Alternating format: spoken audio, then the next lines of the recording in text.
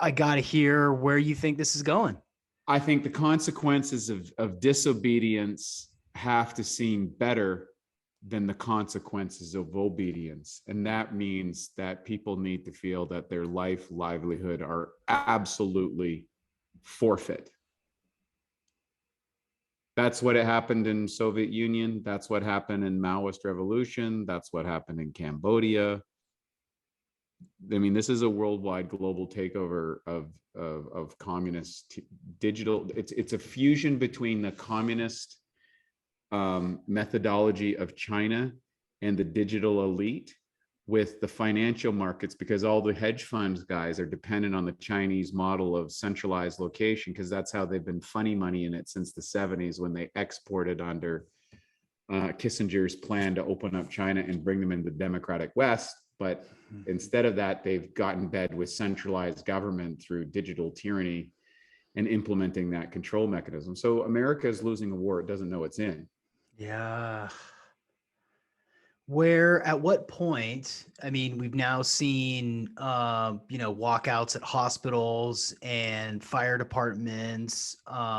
Is this the beginning of an awareness that? I think so. I think so. Yeah. I think there's a thing called a mass psychology event. It's a fascinating topic.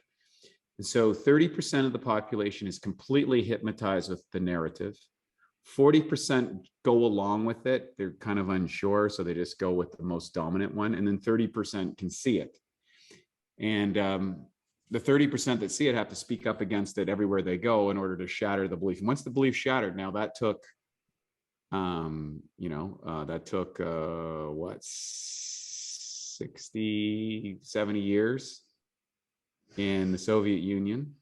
Didn't happen in China. Mm-hmm.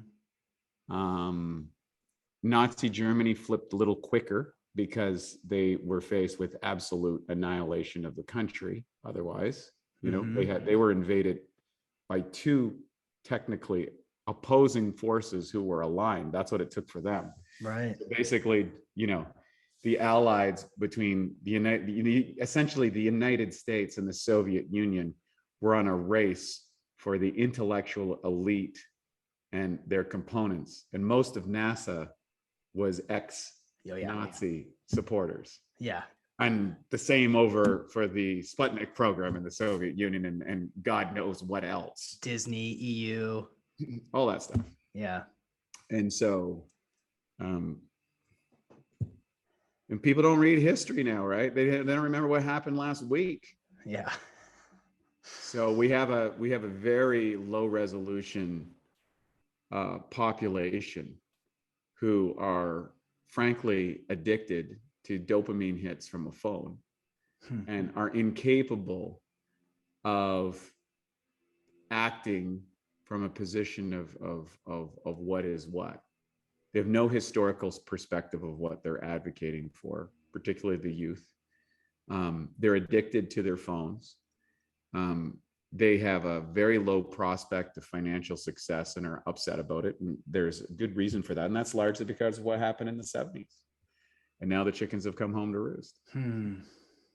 Right. And so it's a very interesting world. And these people are moving to a transhumanist digital fusion of post-humanism.